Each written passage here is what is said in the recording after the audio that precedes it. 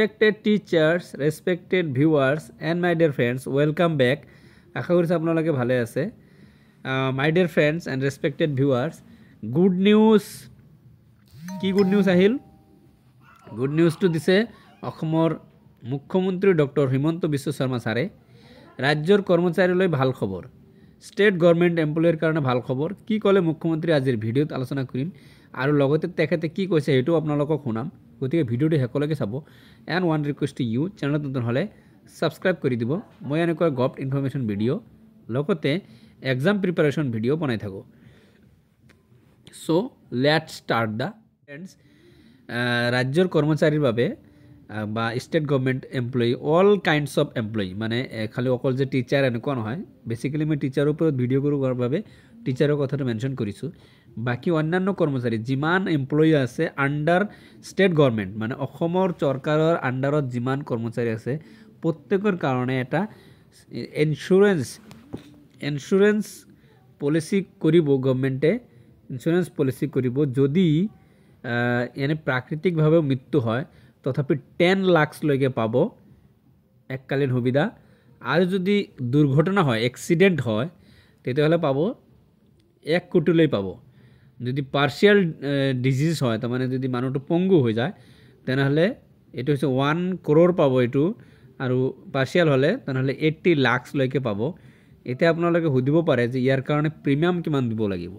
As per CM ছাৰে কৈছে যে জিৰ' ইনভেষ্টমেণ্ট। তো জিৰ' ইনভেষ্ট মানে কোনো পইচা দিব নালাগে। এজ পাৰ CM ছাৰৰ মানে পইচা একো দিব নালাগে। মই আপোনালোকক মই কথাটো শুনাই আছোঁ। বহুতে মোক সুধিছিল যে এইটো পইচা লাগিব নেকি।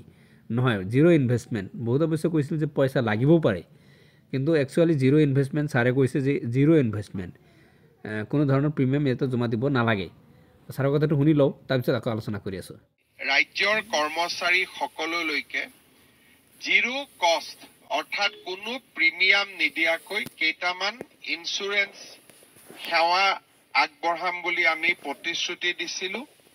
আজি ষ্টেট বেংক আৰু ইউনিয়ন বেংকৰ লগত হোৱা বুজাবুজিৰ চুক্তিৰ জৰিয়তে এই আঁচনিখন 1 জানুৱাৰীৰ পৰা কাৰ্যকৰীকৰণ হ'ল। এতিয়াৰ পৰা ৰাজ্য চৰকাৰৰ যিকোনো কৰ্মচাৰীৰ প্ৰাকৃতিক মৃত্যু হ'লেও তেওঁলোকে ষ্টেট বেংক আৰু ইউনিয়ন বেংকৰ পৰা 10 লাখ টকাৰ লাইফ ইঞ্চুৰেঞ্চ লাভ কৰিব। হয়, নিশ্চয়কৈ আপোনালোকে শুনা পাইছে, কিন্তু আপোনালোকক আধা কথা মই শুনাইছোঁ আৰু আধা কথা শুনাই আছোঁ মই আপোনালোকক। কাৰণ 1 crore যিটো বীমা দিছে এক্সিডেণ্টৰ কাৰণে, এইটো আপোনালোকে শুনি লওক। ইয়াৰ উপৰিও যদি এক্সিডেণ্টেল ডেথ হয় 1 কোটি টকা তেওঁলোকৰ পৰিয়ালে পাব। যদি দুৰ্ঘটনাজনিত মৃত্যু হয়, দুৰ্ঘটনাত যদি তেওঁলোক পাৰ্মানেণ্ট ডিজেবল হয় 1 কোটি টকা পাব, আৰু পাৰ্মানেণ্ট পাৰ্চিয়েল ডিজেবিলিটি হ'লে 80 লাখ টকা পৰ্যন্ত এই দুইটা বেংকৰ পৰা কৰ্মচাৰীসকলে লাভ কৰিব। হয়, এতিয়া ভালকৈ আপোনালোকে শুনা পাইছে। ছাৰে নিজেই কৈছে যে জিৰ' ইনভেষ্টমেণ্ট, কোনো ধৰণৰ প্ৰিমিয়াম জমা দিব নালাগে। তো যিবিলাকৰ কোনো মানে ভুল ধাৰণা আছিল যে কিবা এটা ইনভেষ্টমেণ্ট হয়তো কৰিব লাগে, কিবা এটা প্ৰিমিয়াম হয়তো দিব লাগিব, কাৰণ ইঞ্চুৰেঞ্চ মানেই হয়তো প্ৰিমিয়াম দিলেতো ইঞ্চুৰেঞ্চ পোৱা যাব, প্ৰিমিয়াম নিদিলে হয়তো ইঞ্চুৰেঞ্চ পোৱা নাযাব।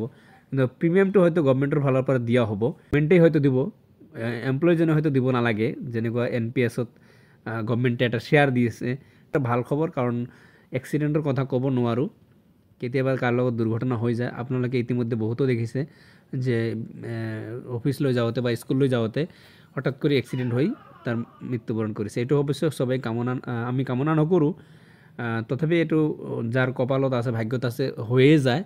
গতিকে এটা তথাপি যদি 1 crore এটা বেনিফিট, 1 crore যদি ফেমিলিয়ে পায়, তেতিয়াহ'লে ফিনেন্সিয়েলি একদম কি কয় ফিট হৈ যাব আৰু কি ভাল হ'ব। তো বহুতো এনেকুৱা কৰ্মচাৰী আছে যে অলপতে ঢুকোৱাৰ পিছত ফেমিলিটোৰ অৱস্থা দুৰৱস্থা হৈ গৈছে। তো এইটো অৱশ্যে ইমপ্লিমেণ্টেশ্যন হ'লে কৰ্মচাৰীজনৰ ফেমিলিৰ কাৰণে বহুত ভাল খবৰ এটা হ'ব। চ' ভিডিঅ' ইমানতে শেষ কৰিছোঁ। ইনফৰমেশ্যনটো ইমানতে আছিল। ভিডিঅ' ভাল লাগিলে লাইক আৰু শ্বেয়াৰ কৰি দিব। And one request to you, চেনেলটো নহ'লে ছাবস্ক্ৰাইব কৰি দিব।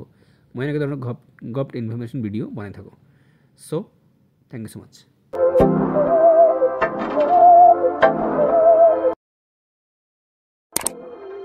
হেভি